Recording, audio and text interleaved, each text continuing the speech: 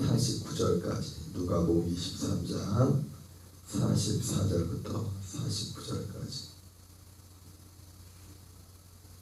우리 한 목소리로 봉독하겠습니다. 때가 제60쯤 되어 해가 빛을 잃고 온 땅에 어둠이 임하여 제9시까지 계속하며 성소의 휘장이 한가운데가 찢어지더라. 예수께서 큰 소리로 불러 이르시되 아버지 내 영혼을 아버지 손에 부탁하나이다 하고 이 말씀을 하신 후 숨지시니라. 백부장이 그 된 일을 보고 하나님께 영광을 돌려 이르되 이 사람은 정녕 의인이었도다 하고 이를 구경하러 모인 무리도 그 된 일을 보고 다 가슴을 치며 돌아가고 예수를 아는 자들과 갈릴리로부터 따라온 여자들도 다 멀리 서서 이 일을 보니라. 아멘.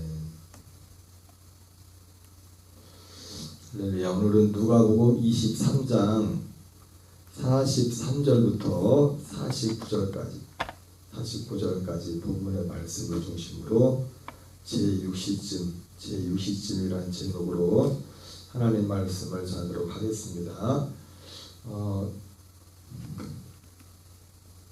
오늘 누가복음 23장 44절부터 49절까지 말씀은 예수님이 십자가에 달리셔서 제60부터 제90까지 그 시간대에 있었던 사건이 기록되어 있습니다. 우리가 그 속보라는 게 있죠. 속보. 어떤 급한 어떤 그 이슈가 되는 그런 것들을 급하게 이제 속보가 날 때 뭐 인터넷 뉴스, 요즘은 인터넷으로 많이 나오지만은 아주 짤막하게 어떤 때는 보면 그냥 제목하고 뭐 기사도 거의 없어요. 제목만 딱 하고 뭐 짧게 이제는 어떤 기사들이 나오는 게 있는데 아마 이때 당시 오늘 이 시점에 2000년 전으로 돌아가서 오늘 이 예루살렘의 갈보리에서 그리고 또 이때 있었던 한 3시간 정도 일어났던 그런 일들이 어떻게 보면은 그때 당시 뭐 지금 같은 그런 뉴스가 없었겠지만 그때 당시에 하나의 큰 속보로 전해지지 않았을까.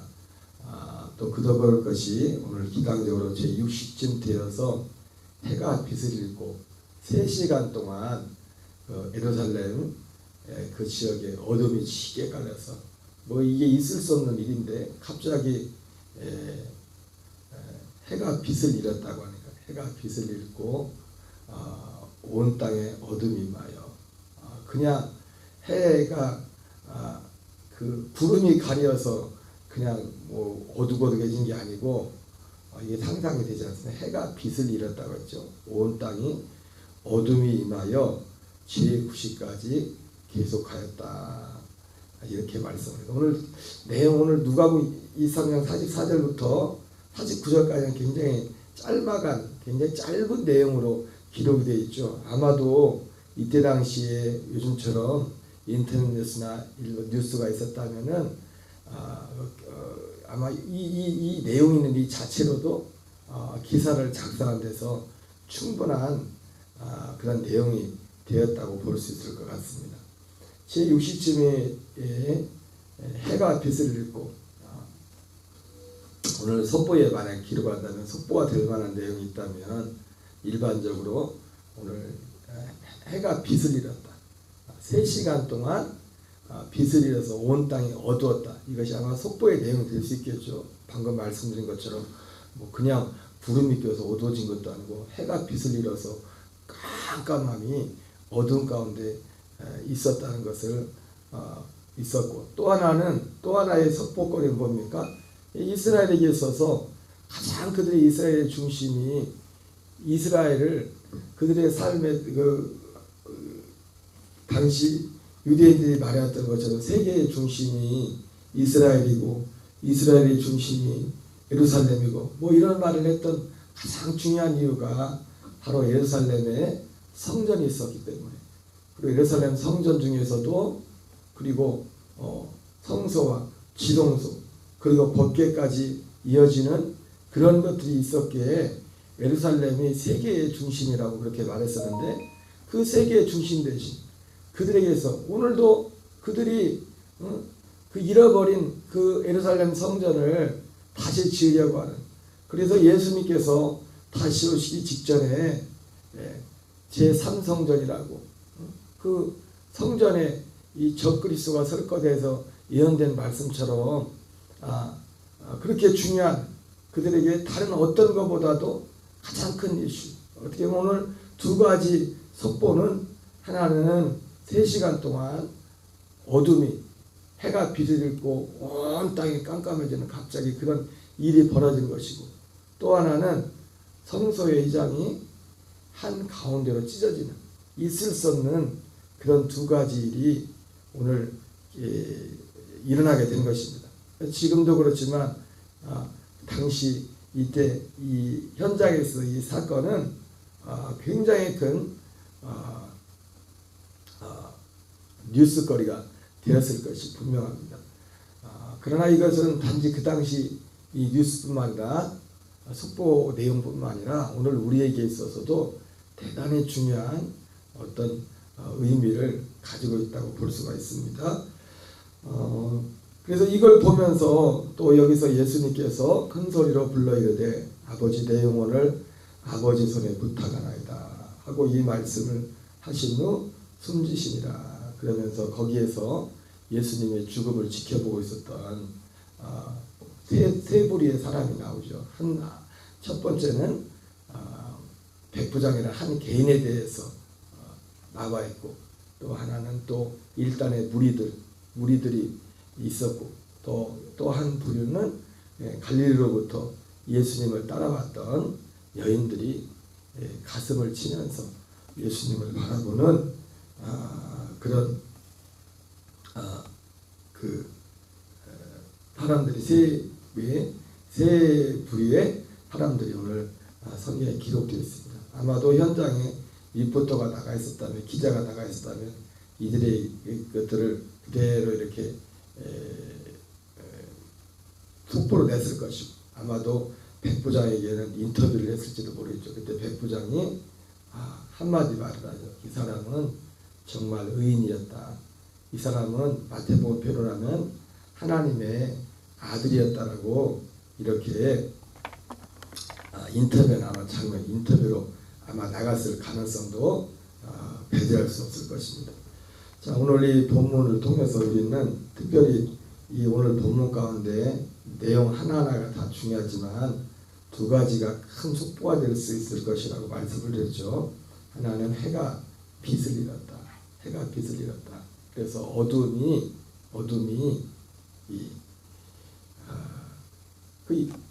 이제는 3시간 동안 기록됐는데, 뭐 이런 것들을 예전에 우리는 그 찬양 중에 해들도 빛을 잃고 초목들도 뭐 예수님의 이 죽음을 슬퍼하는 어떤 것들을 어떤 감정적으로 의인화해서 이런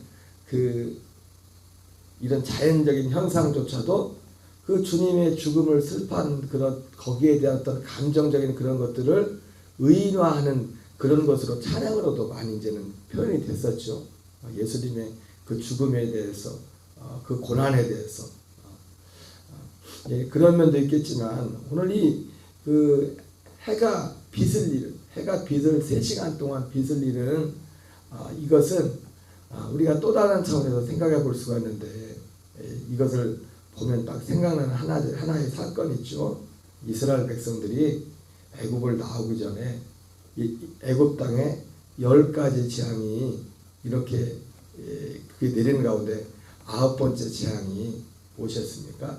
그 땅이 온 땅에 3일 동안 캄캄함이 계속되는 것은 어둠이 3일 동안, 여기는 3시간 했지만 3일 동안 이스라엘 그 애굽 땅에, 물론 이스라엘 사람들이 거주하고 있는 그 땅에는 어둠이 없었습니다. 빛이 있었어요.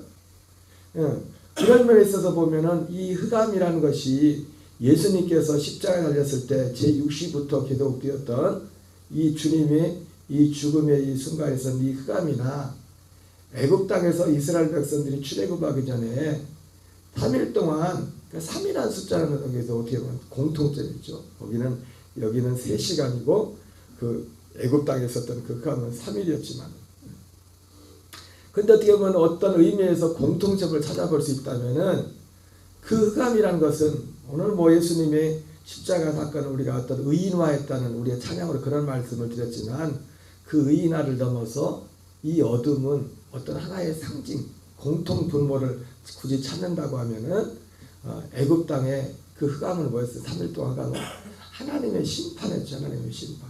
특별히 거기에도 공통점이 뭡니까? 어둠, 흑암이 있었는데 단지 그 어둠이라는 것이 뭐 구름이 짙게 깔려서 그 어둠이 온 것이 아니라 마치 오늘 해가 빛을 잃었던 거죠. 여기도 그 정확히 그 애굽 땅에서도 그 어둠은 해가 빛을 잃은 거예요. 해가 빛을 잃은 거죠. 그도 그럴 것이 그 하나님께서 이스라엘 백성들에게 행하신 그 10가지 재앙은 거의 다 하나하나가 모세는 뭐라고 기록하고 있습니까? 이 애굽 땅의 신들을 심판하는 거라고 했어요. 예수님께서도 이 표현을 사실은 좀 썼습니다. 십자가를 앞두고서도 세상 임금이 심판을 받습니다. 심판을 받습니다. 이 예수님이 우리의 이 어둠은 예수님이 우리가 받아야 될 그 심판을 담당하시고 주님이 심판받는 그런 의미도 있지만은 예수님이 이 죽으심은 주님이 심판받는 것뿐만 아니라 사실은 역설적으로 이제 주님의 죽으심의 그 과정을 통해서 세상 임금이 심판을 받는 그런 의미를 포함하고 있습니다. 뿐만 아니라 우리라 이거 세상 임금의 심판뿐만 아니라 주님의 죽음을 통해서 자연적인 이 사건을 통해서 세상 임금의 심판과 함께 그 심판의 이것의 원흉이 되는 그리고 오늘 한 가지 사건은 그 성소의 휘장이 그 어둠과 함께 성소의 휘장이 위로부터 아래로 갈라지는 그런 일들이 있었습니다. 바로 예수님의 죽음, 특별히 정확히 말하면 예수님의 육체로서 이 휘장을 패해버리는 휘장을 성소와 지성소를 가로막고 있는 그 길이 열렸죠. 히브리서 기자는 히브리서 10장 19절 20절부터 예수님의 이 육체로 말미암아 우리가 하나님께로 나가는 그 길을 열었다고 이렇게 말씀하고 있습니다. 이것이 이스라엘 백성들에게 있어서도 그들에게 있어서 휘장이라는 것이 성소의 중앙부터 한 부분이 찢었다는 이것이 큰 의미. 다시 어떻게 보면 그들은 어떻게 보면 다시 유대인들의 휘장을 다시 그걸 고쳤겠죠, 그죠? 휘장이 찢었으니까 우리가 상상하건대 어쩌면 그 사건도 이 유대인들 입장에서는 성소가 위로부터 성소에 있는 그 휘장이 위로부터 아래로 찢어진 그 사건을 쉬쉬했을지도 모릅니다. 왜냐하면 이건 있을 수 없는 일이거든요. 그들에게 있어서 있어서는 안 되는 일들이 그들에게 일어난 것이거든요. 그래서 우리가 상상하건대 그들은 아마 그 이후에 이 휘장이 찢어진 후에 휘장을 아마 다시 만들었을 가능성도 있습니다. 우리 입장에서 볼 때 예수님의 죽음이 예수님의 육체를 통해서 이 휘장을 찢어버린다는 것이 우리에게서는 반드시 있어야 될 어떤 구속의 과정이었지만은 유대인들에게 있어서는 아마도 그들에게는 정말 납득할 수 없는 얼마든지 그런 사건으로 받아들여질 수 있었을 것입니다.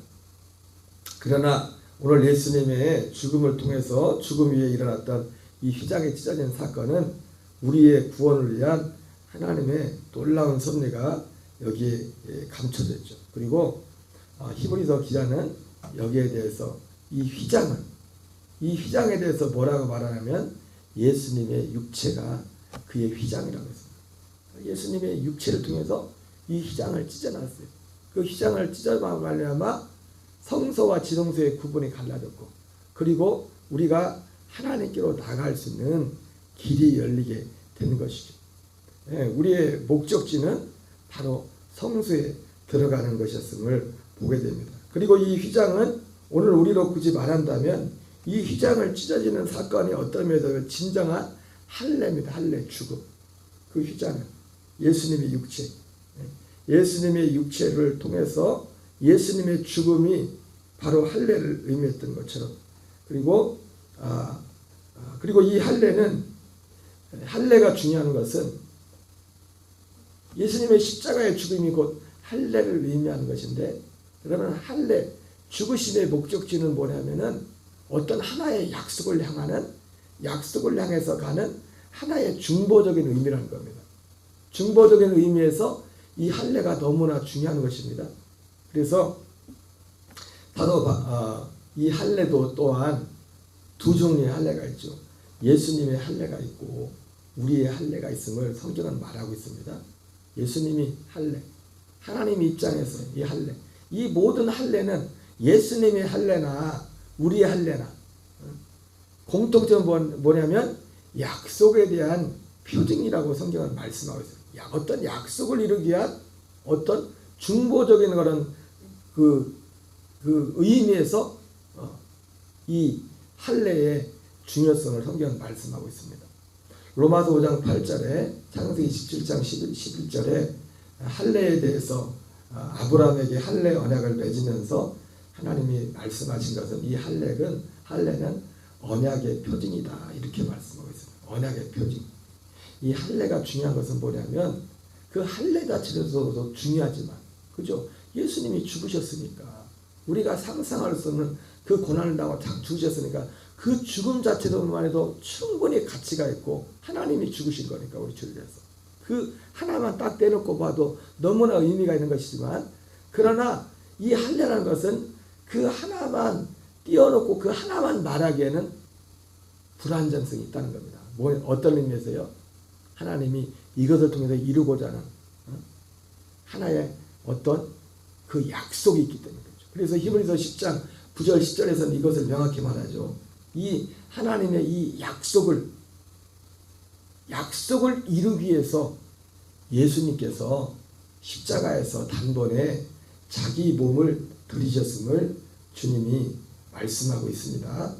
그래서 이 십자가, 주님의 죽음이 이전에 이 죽음의 목적이 바로 창세기 17장 11절에 나오는 약속의 표정이다.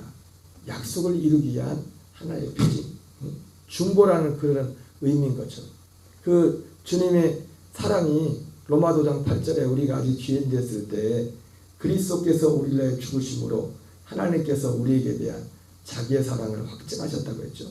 그러면 하나님이 우리를 향한 사랑의 그 결국은 뭐냐면은 그 약속이 우리에게 이루어지는 겁니다. 우리가 약속 안에 살게 되는 겁니다. 그 창세기 17장 11절과 로마서 5장 8절을 함께 매치해 볼 때, 로마서 창세기 17장 11절에 할례에 대해서 말씀을 할 때 그 할례는 표징이라고 했습니까? 표. 어떤 것을 이루기 위한 표라고 해서 그 실체가 아니라 어떤 것을 이루기 위한. 그런 것처럼 주님이 십자가에 죽으신 그 사건은, 그 죽음을 통해서 하나님이 우리를 향한 사랑은 결국 뭐냐면 우리로 하여금 우리가 하나님을 위한 열매가 되게 하는 겁니다. 첫째 것을 피하고 둘째 것이 우리에게 세워지는 겁니다. 그러니까 그런 의미에서 주님의 죽음은 하나님 입장에서 내가 이것을 이루리라. 원래 주님이 약속하신 거지만 이것을 이루기 위한 어떤 확증, 이 약속을 이루기 위한 확증의 의미로서 주님이 십자가에서 죽으신 이 죽음이 그런 의미하는 것이고, 그 표로서 이 희장, 그리고 그 장애물 되는 그 몸을, 육체를, 그리고 할례는 어디에 관한 겁니까? 우리 육체와 관련된 겁니다. 예수님이 그래서 예수님의 할례로 자기의 육체를 드렸고, 그리고 우리도 우리 입장에서 할례는 뭡니까? 우리 육체의 죽음을 내요. 육체의 죽음. 그리고 이 육체는 휘장이라고 했죠. 그죠? 여러분, 예수님의 할례가 우리의 할례가 되어야 됩니다. 근데 이 모든 할례는 무엇을 향하냐면 약속을 향한, 약속을. 예수님이 로마서 5장 8절에서 십자가에 죽으신 것도 우리를 향한 자기의 사랑을 확증했다는 것도 그 사랑이 결국 뭐냐면 이 약속을 이루는 것인데 주님이 육체로서 이것을 보증하죠. 그리고 우리 입장에서도 사도 바울 로마 4장 11절에서 할례에 대해서 말하기를, 할례는 아브라함이 무할례 시에 믿음으로 된 의를 인친 것이 할례다, 이렇게 말씀하고 있습니다. 그러니까 그 무할례 시에 그가 믿었던 게 뭡니까? 약속을 믿었단 말이에요. 히브리서 10장 9절 10절 표현을 말하면 우리 안에 새 언약을 이루시는, 내가 내게 다시 돌아오리니, 로마서 9장에 나온 것처럼 주님이 다시 돌아오리니 내 안에 살아있게 아들이 있을 것이라 말씀했는데 언제 돌아옵니까? 돌아오는 시점이 언제예요? 할례 후에 돌아오십니다. 할례 후에. 예수님 입장에서도 할례 후에 다시 돌아오는 것이고, 우리 입장에서 볼 때도 그 예수님의 할례가 우리의 할례가 될 때, 할례 후에 우리 안에 그리스도가, 약속에 되는 그리스도가 오셔서 하나님의 아들로 살게 하는 그런 일들을 시작하는 것입니다. 그리고 이것을 오늘 이 휘장에 찢어진 이 사건을 통해서 하나님이 우리를 구원하시는 구원의 그 의미를 잘 보여주고 있습니다. 그럼 우리가 예수 그리스도를 믿는 것은 이 언약에 살기 위한 것이고, 그리고 할례는 우리가 한 번 구원받을 때 그 사람의 마음이 예수님의 주으심과 연합하는 그 과정을 통과하는 과정이지만, 그러나 이례적인 그 한 번의 영원한 속죄를 위한 그 할례가 단 한 번이지만, 그러나 우리의 할례는 사도 바울과 우리의 믿음의 사도들을 볼 때 우리가 이 땅에 육신의 장막을 벗을 때 매일매일 우리의 할례가 이루어지는 겁니다. 그래서 항상 우리를 사도 바울은 뭐라 합니까?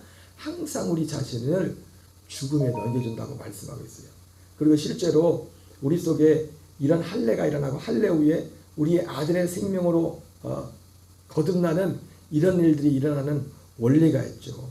베드로전서 1장 23절 말씀처럼 우리가 거듭난 것이 썩어질 씨로 되는 것이 아니요 썩지 아니할 씨로 되었으니, 우리가 살아있는 항상 있는 하나님의 말씀으로 되는 것이라 이렇게 말씀하고 있죠.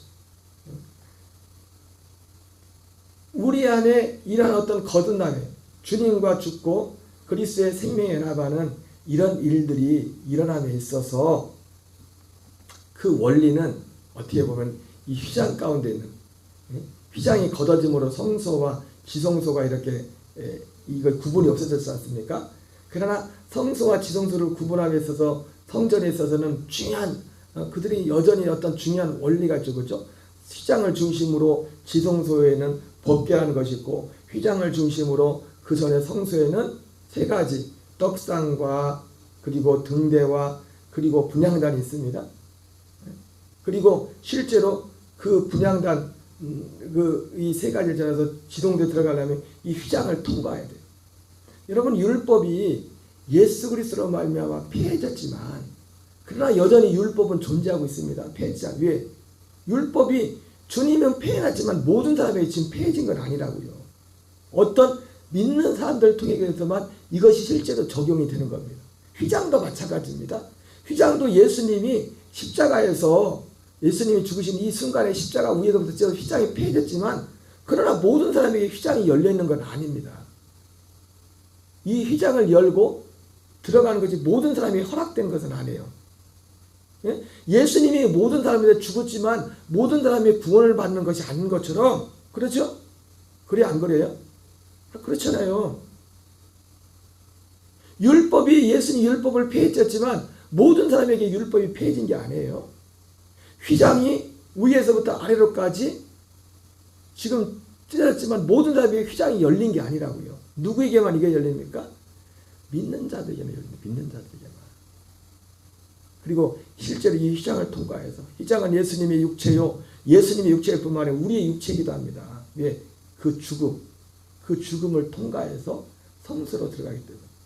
그리고 그 성소를 들어가는 그 죽음의 조건 중 하나가 뭐냐면 약속을 믿는 겁니다. 약속을 믿는 믿음을 의지한 것이 할례라고 했고, 그리고 그 죽음을, 휘장을 통과하는 그 죽음의 과정의 원리는 뭐예요? 이 성소 안에 있는 그 세 가지 떡상과 등대와 그 분향단은 기도를 의미하죠. 이 등대는 성령의 빛을 말하는 빛. 그 빛은 어떤 빛이라고 했습니까? 성령 하나님의 빛이에요. 성령의 빛을 비춰서 그 빛 가운데서 떡상 진리의 말씀을 먹음으로 생명의 말씀 그걸 먹고 기도 간구를 통해서 이 일이 어떤 사람 안에 이 일이 하나님의 구원의 은혜가 그 성소에 들어가야 구원이 있습니다. 거기에 죄사함도 있고 거기서 약속의 자손 그 생명의 씨를 만난 그것이 그 안에 있음을 성경은 우리에게 말씀해 주고 그리고 그 안에 들어간 어떤 한 사람한테 아들의 삶조차도 매일매일 바울과 같이 우리가 생명으로 살아가는 데 있어서 그 원리는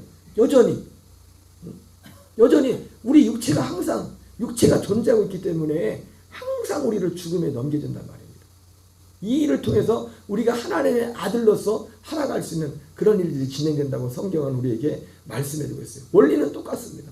날마다 우리가 죽는 것도 성령의 도우심 안에서 생명의 말씀을 듣고 이 말씀을 듣고 기도를 통해서 우리가 죽음에 넘겨주고 생명으로 사는 그런 일들이 일어나는 것입니다. 오늘 짧은 기록이지만 오늘 큰 사건이 해가 빛을 잃고 세상 임금이 심판을 받고 그리고 이 휘장이 찢어진 이 사건을 통해서 하나님이 우리를 구원하시고자 하는 강력한 하나님의 뜻을 우리에게 보여주고 있습니다. 오늘 이 한 달도 오직 주님의 진리 안에서 빛 대신 성령의 인도하심과 도움으로 오늘도 그리스도의 안에서 승리하는 저와 여러분 되시기를 바랍니다. 주기도문으로 마치겠습니다. 하늘에 계신 우리 아버지여 이름이 거룩히 여김을 받으시오며 나라의 마옵시며 뜻이 하늘에서 이루어지는 같이 땅에서 이루어지이다. 오늘날 우리에게 일용할 양식을 주옵시고 우리가 우리에게 죄진 자를 사하여 주것 같이 우리의 죄를 사하여 주옵시고 우리를 시험에